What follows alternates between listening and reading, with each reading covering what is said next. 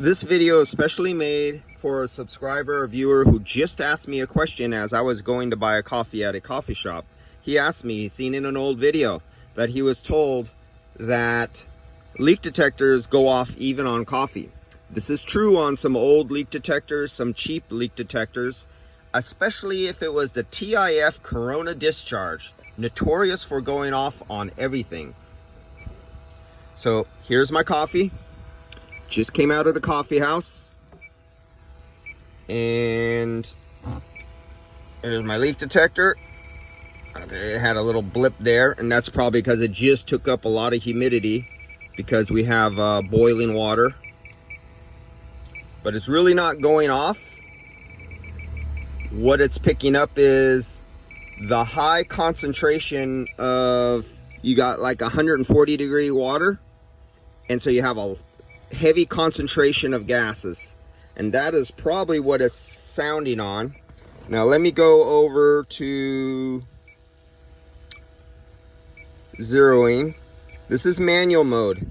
Manual mode operates more like a heated diode. Remember, this is infrared technology inside here.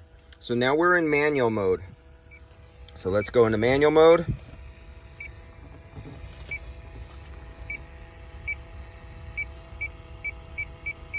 We got a little something. Now, am I willing to let my coffee get cold to see if a cold coffee does the same thing as a hot coffee?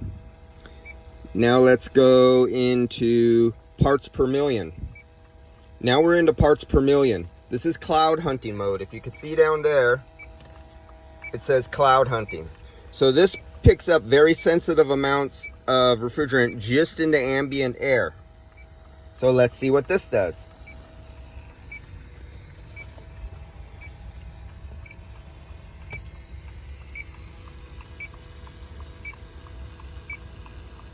Okay, we got something. So we can still pick up a hot cup of coffee.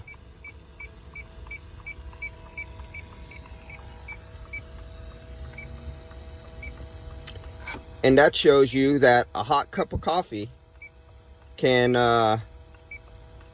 detect with a refrigerant leak detector. But it's not going to skyrocket or throw you way off or anything like that.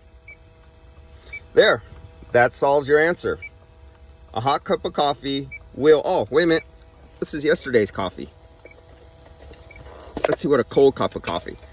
It's dried out in there, but that's from yesterday. Let's see. That's remnants from yesterday.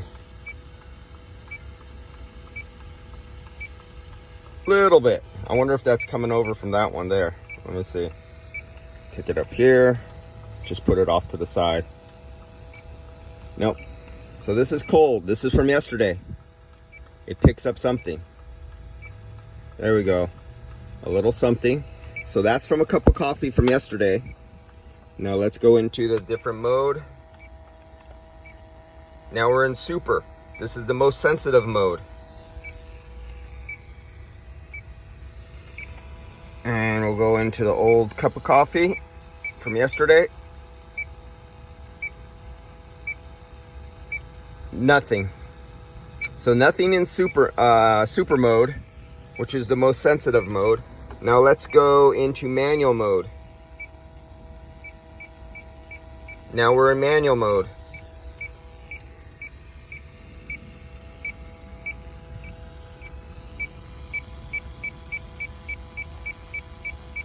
A little something, just a little bit.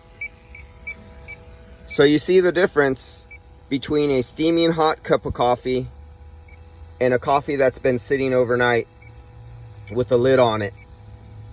Still something to be picked up. But I don't think we have to worry about cups of coffee sitting under the engine compartment or spilt coffee down into a heat control box what has your evaporator and heater core in it. But still, overall, True Tech Tools online, your Infracon D-Tech Stratus, and let me get you that where it's not messed up. This has been the most, ever since the H10 was always my most #1 heated diode recommended leak detector. But out of the infrared technology, this is now my new king for infrared technology leak detectors, and that's the Infracon Detect Stratus over at TrueTech Tools. And you could look it up online. They're my most trusted source for purchasing HVAC tools and equipment. And as you can see, this is beat up. It's dirty. It gets dropped. As you can see, it's broken right there from being dropped. And I use this 6, 7, 8 times a day or more. And I finally just burnt out my sensor inside of it. I ordered it from TrueTech Tools. It arrived in the mail, and I have a brand new sensor in here, and it's good to go. See you guys.